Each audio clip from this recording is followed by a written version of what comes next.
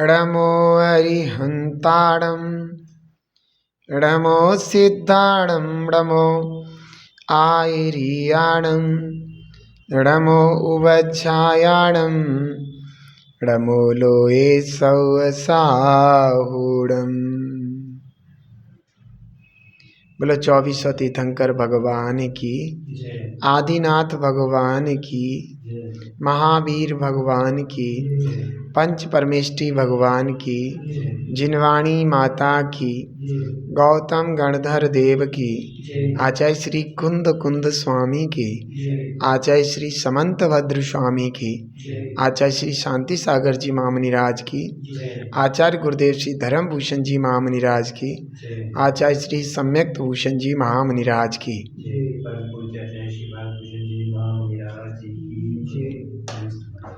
ये ग्रंथाधिराज श्री रतन कंठ साकाचार्य जी है। इसके रचयिता आचार्य भगवान समंत भद्र स्वामी जी हैं। ये ग्रंथ उन्होंने श्रावकों के जीवन, आचरण, सद्धान, ज्ञान और मोक्ष प्राप्ति के लिए रचा था। इस ग्रंथ में बहुत ही सुंदर विवेचन किया है।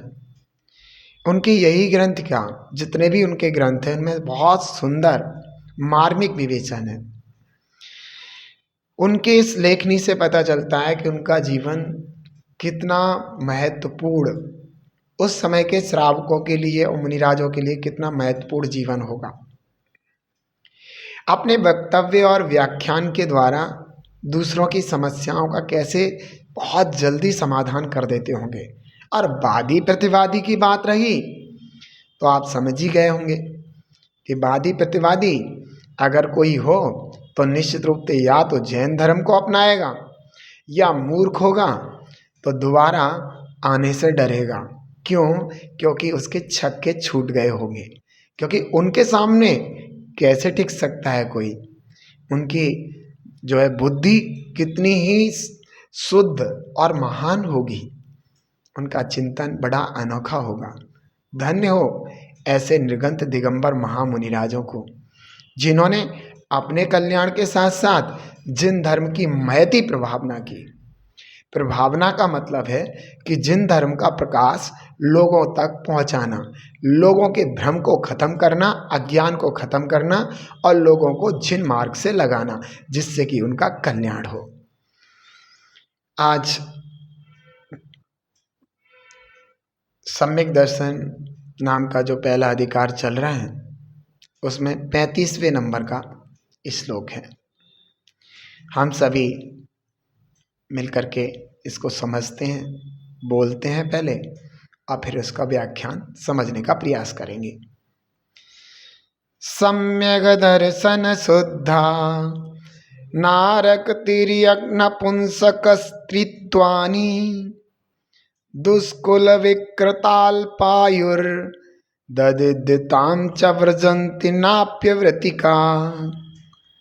आचार्य भगवान ने इस श्लोक को बड़े तरीके से बहुमान के साथ लिख रखा है। इसमें एक चीज बताई है, मैं आपको बता देता हूं पहले ही। एक होती है व्रत अवस्था और एक होती है अव्रत अवस्था। व्रत माने हिंसा, झूठ, चोरी, कुशील और परिग्रह, इन पापों को नहीं करना या एक देश नहीं करना या पूर्ण रूप से ही नहीं करना। व्रतों में दो चीजें उपस्थित होती हैं। और अव्रत अवस्था में क्या होता है, ना पूर्ण रूप से पापों का त्याग किया है और ना एक देश रूप से पापों का त्याग किया है। ये अव्रत अवस्था है। तो यहाँ पर सम्यक दर्शन की महिमा बताते हुए आचार्य भगवान कह रहे हैं अव्रतिका अपि, व्रत रहित होने पर भी सम्यक दर्शन शुद्धा। अगर कोई भव्य प्राणी सम्यक दर्शन से शुद्ध है, व्रत नहीं है, ना पापों का एक देश त्याग किया है और ना पापों का पूर्ण रूप से त्याग किया है, व्रत नहीं है, फिर भी अगर वह सम्यक दर्शन से शुद्ध है उसका अभिप्राय ठीक है, उसका अभिप्राय सच्चे देव सागुरु के अलावा अन्य कोई जगत में हितकारी न था, न है, न होगा, ऐसा अभिप्राय है। मोक्ष मार्ग ही वीतराग भगवान के द्वारा बताया गया मोक्ष मार्ग ही जीवों के लिए भूतकाल में हितकारी था और वर्तमान में भविष्य में रहेगा। कितना सुंदर अभिप्राय है।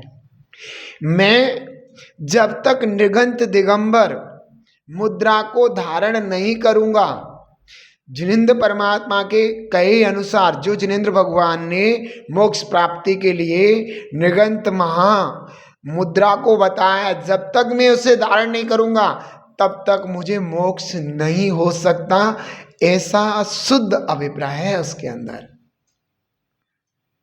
अब वह ऐसी महान दिगंबर मुद्रा को भी धारण नहीं कर रहे हैं और परंपरा से दिगंबर मुद्रा का प्राप्ति का कारण देश संयम एक देश व्रतों को भी धारण नहीं कर पा रहा है। ऐसी अवस्था में भी, अव्रत अवस्था में भी अभिप्राय पवित्र होने के कारण, अभिप्राय सुंदर होने के कारण वह जीव, बताओ, सम्यक दर्शन की महिमा बता रहे हैं। नारक नारकी नहीं होता, त्रियक त्रियंच गति में नहीं जाता, नपुंसक नपुंसक वेद को प्राप्त नहीं होता और स्त्रीत्वानी, हाँ, स्त्रीपना भी नहीं होता उसको, अर्थात स्त्री की पर्याय में भी नहीं जाता। फिर दुष्कुल, ऐसे कुलों में भी उत्पन्न नहीं होता जो बूढ़े हैं, गलत हैं, जहाँ आचरणहीन लोग पैदा होते हों, जहाँ पर आचरण से हीन लोग हों, जिनके न शील हो, न खाने पीने का विवेक हो, न संयम, ऐसे दुष्कुलों में उत्पन्न नहीं होता। विकृत, विकलांग नहीं होता, काना, भैला, लूड़ा, लगड़ा, ऐसा टेढ़े मेढ़े मुंह वाला, टेढ़े मेढ़े शरीर वाला, कहीं ज़्यादा ही छोटा शरीर वाला, कहीं बहुत लंबा शरीर वाला, कहीं बहुत पतला शरीर वाला, कहीं बहुत मोटा शरीर वाला, नाक नक से बड़े सुंदर होने वाला शरीर वाला होता है वो। और अल्पायु, अकाल मृत्यु वाला भी नहीं होता वो, जिसकी अकाल मृत्यु हो जाए ऐसी जगह भी पैदा नहीं होता। ऐसा सम्यक दर्शन का प्रभाव है। अल्पायु वाले आयु को प्राप्त नहीं होता। दरिद्रताम, दरिद्री, भिकारी, धन वैभव से हीन, ऐसी जगह भी पैदा नहीं होता, ना वह स्वयं होता ही है, मतलब दरिद्री नहीं होता, और ना ऐसी जगह पैदा होता जहाँ दरिद्री लोग हों। हाँ, ना ब्रजंती, नहीं होता। क्या क्या नहीं होता? नारकी नहीं होता, त्रियंच नहीं होता। कौन कौन नहीं होता? नारकी, त्रियंच, नपुंसक, स्त्रीपना, दुष्कुल, विकलांग, है ना, अल्पायु, चा दरिद्रताम, और दरिद्री, ना ब्रजंती नहीं होता। कौन? अव्रति का सम्यक दर्शन शुद्धा।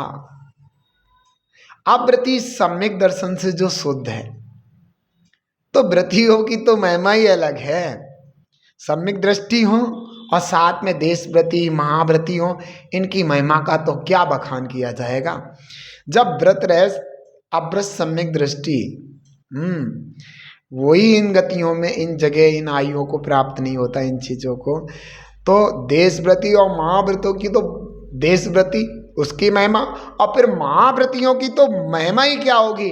और फिर महाव्रतियों में भी शुद्धोपयोगियों की क्या महिमा होगी, समझ में आया। धन्य है निर्गंधता, धन्य है मोक्ष मार्ग, धन्य है जिन धर्म। इस महान पवित्र जिन धर्म को मेरा कोटि कोटि वंदन और प्रणाम। इति शुभम।